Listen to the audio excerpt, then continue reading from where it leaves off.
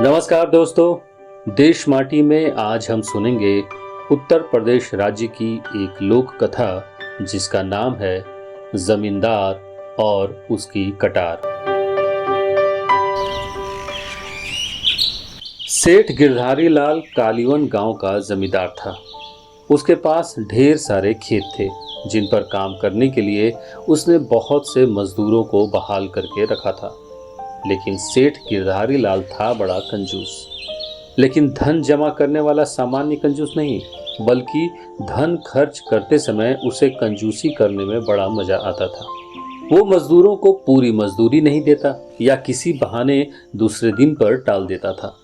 बेचारे गरीब मजदूर इसलिए चुप रह जाते थे कि कहीं और उन्हें शायद काम न मिले। चालाक सेठ किसी शुभ दिन या त्योहार के दिन का इंतजार करता और उस दिन मजदूरों को बुलाकर उनकी मजदूरी का केवल एक हिस्सा ही देता। वो भी इसलिए दे देता था ताकि मजदूर उसे गाली गलौज न दे। मजदूर बेचारे इसलिए चुपचाप थोड़ा सा खुश होकर चले जाते थे कि कम से कम एक दिन तो सही उन्हें भरपेट खाना तो मिलेगा, और आशा लगाए रहते थे कि एक दिन ये सेठ उनका सारा बकाया तो चुकाएगा ही। आखिर वो इतना गरीब तो नहीं हो जाएगा कि वो उनकी मजदूरी ही न दे सके, क्योंकि सेठ के पास तो काफी धन है। एक दिन गिरधारी लाल शहर के माहवारी हाट में मवेशी खरीदने गया, क्योंकि उसकी गाय अब उतना दूध नहीं दे रही थी जो सबके लिए काफी हो। बाजार में उसने 2 गायों को पसंद किया और मोल भाव करके दाम तय किया। फिर अचानक से उसे याद आया कि पैसों की उसकी मखमली थैली तो घर पर छूट गई। अब वो दुविधा में पड़ गया। वो सौदे को हाथ से जाने देना नहीं चाहता था। वो जानता था कि मवेशी का सौदागर कल तक इंतजार नहीं करेगा और किसी न किसी को अपनी गाय जरूर बेच देगा। तो सेठ ने सोचा कि उसे किसी न किसी तरह पैसों का जुगाड़ करना ही होगा ताकि वो इन गायों को घर ले जा सके। गिरधारी लाल किसी महाजन की तलाश करने लगा। बाजार के पास ही उसे एक महाजन मिल गया, लेकिन किसी जमानत या सुरक्षा के बिना वो उधार देने को तैयार नहीं था।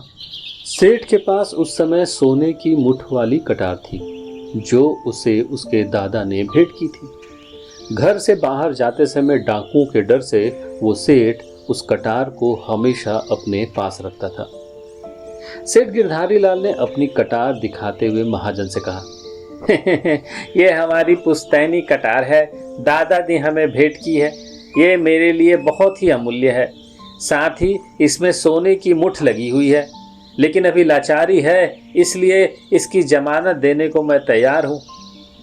महाजन कटार की जमानत पर उसकी जरूरत भर ऋण देने को तैयार हो गया।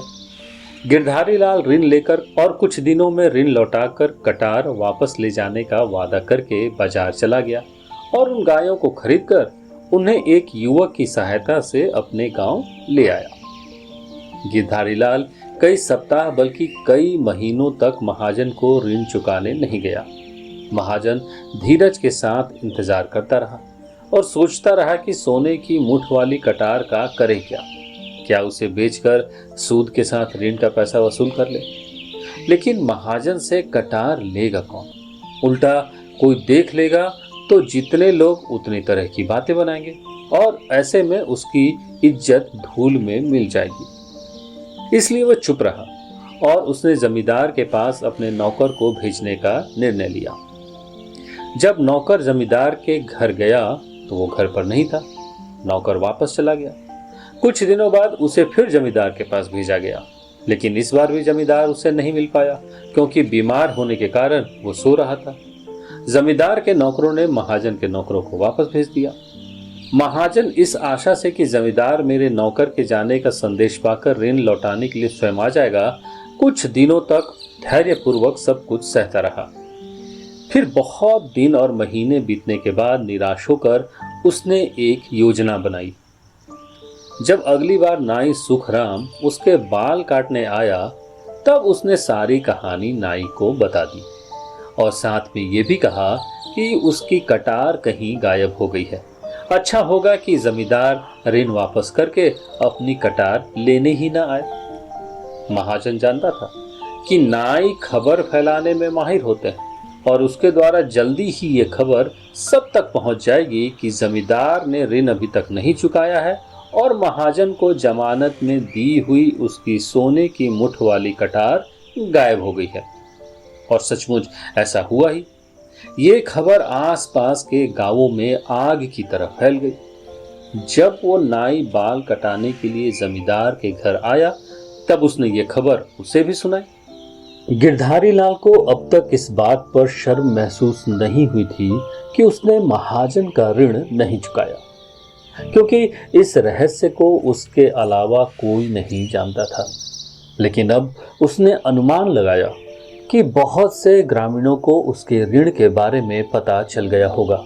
इसलिए उसने अपनी प्रतिष्ठा को बचाने के लिए निश्चय किया कि वो महाजन के पास जाकर ये कहेगा कि पैसे वापस लेने हैं तो मेरी कटार लौटा दो।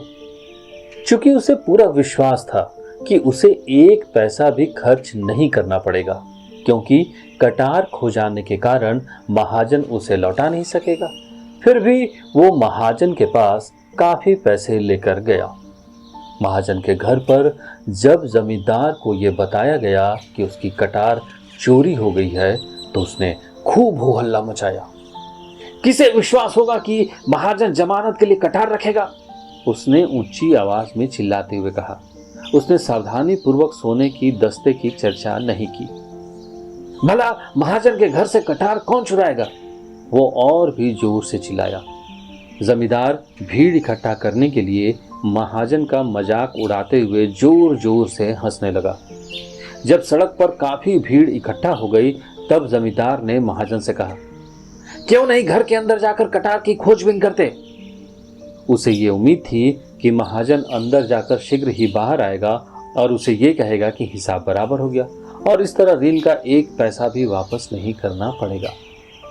महाजन दबते सहमते अंदर गया और बहुत देर तक बाहर नहीं आया। गिरधारी लाल बार बार अपनी मखमली थैली निकाल कर दिखा रहा था कि जिससे भीड़ को यह विश्वास हो जाए कि ये ऋण के पैसे ईमानदारी से वापस लौटाना चाहता है और वो इस प्रकार अपनी खोई प्रतिष्ठा को पुनः प्रतिष्ठित कर सकता है। अचानक महाजन अंदर से आते हुए बोला, सेठ जी, आपकी कटार मिल गई, ये रही। मैंने इसे सुरक्षित रूप से रख दी थी, लेकिन कहाँ रखी थी ये मैं भूल गया था। क्या अब आप मेरा ऋण लौटा देंगे जो बहुत दिनों से बकाया पड़ा था? उसने भीड़ को सुनाते हुए आखिरी शब्दों पर जोर देते हुए कहा, क्या अब आप मेरा ऋण लौटा देंगे जो बहुत दिनों से आपके पास बकाया पड़ा था? गिरधारी लाल को लाचार होकर सूद सहित ऋण के सारे पैसे भुगतान करने पड़े। लोगों ने देखा कि वो ऋण चुकाने के बाद सिर नीचे किए जाने लगा। भीड़ के लोग छी छी कर रहे थे, लेकिन उसने सिर उठाकर किसी को नहीं देखा। गिरधारी लाल को एक सीख मिल गई थी। जिन लोगों को उसके अपमान और शर्मिंदगी से लाभ पहुंचा वे थे उसके खेत में काम करने वाले मजदूर और किसान। और इसके बाद उन किसानों और मजदूरों को समय पर पूरी मजदूरी मिलने लगी।